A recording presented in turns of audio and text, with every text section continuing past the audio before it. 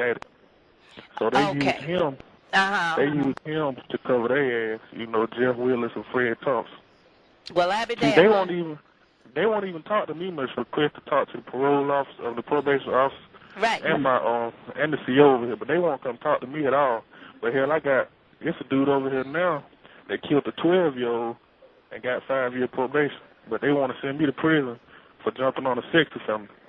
Oh man, well look, let me ask you this: when Monta Giddens gave you that money, that drug money, was there anybody else present? It was him and his other detective, Richard Bickerstaff. Okay, so how did they give you the money? Did they take you off somewhere? Did you do it at the police station or?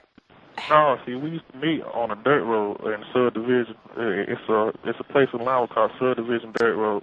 That's where we used to meet at, and they gave me cash money every time. Really? You know, see, they knew I was in a lose-lose situation because at the time I was just graduating. You know, I didn't have no money to pay them fines, and they knew I was scared of jail. Right. You know, they caught me while I was young. So right. If I knew what I knew now, you know, I've been in the law books. If I knew what I knew now, then I wouldn't let them railroad me like that. Right.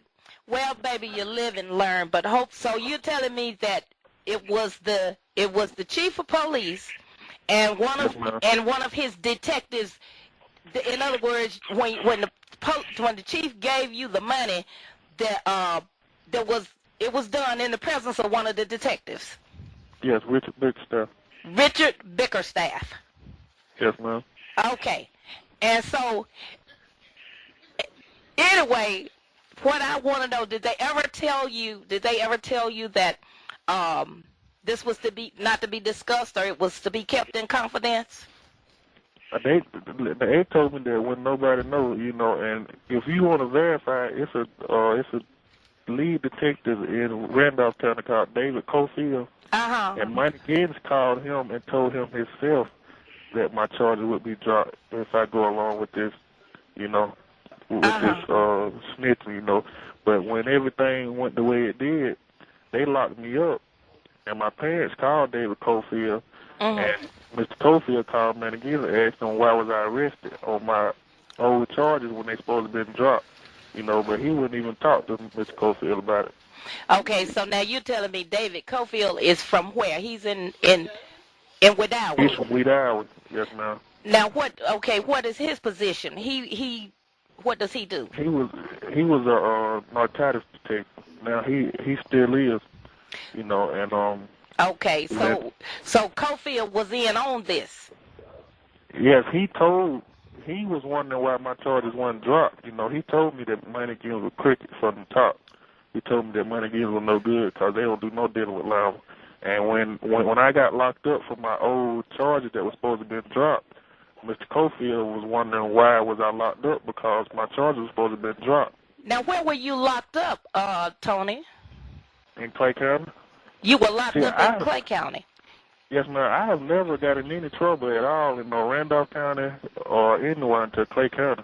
You know, this is the only record that I got. So do you think that basically Clay County was trying to get revenge? They were out to get revenge because you took their money and you didn't follow through on the setup? Yes, ma'am. That's what it was. And then I was dating a school teacher, too, at the same time, you know. And I understand that she was not African American. Yeah, she's a Caucasian, you know. And when they see they couldn't railroad me here, they railroaded her.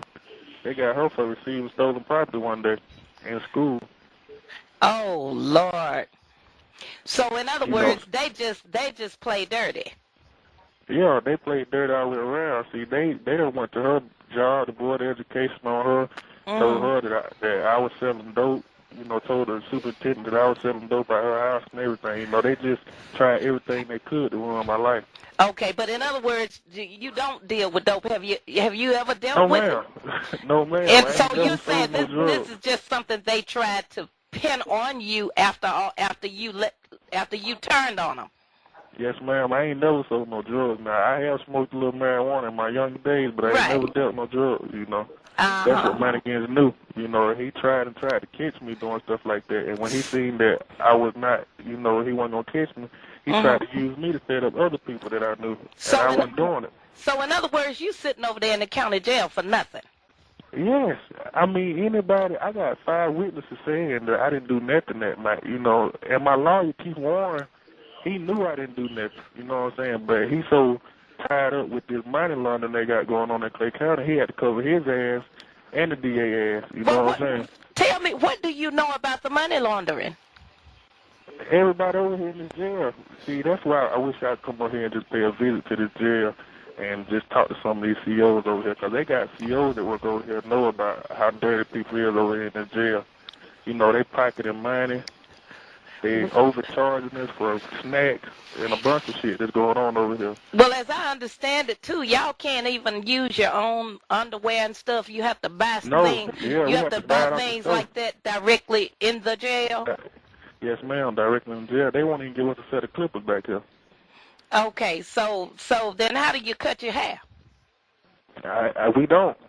Okay. At all. Yeah. I got an afro over here now, but got 16. They got 16 and 15-year-olds over here.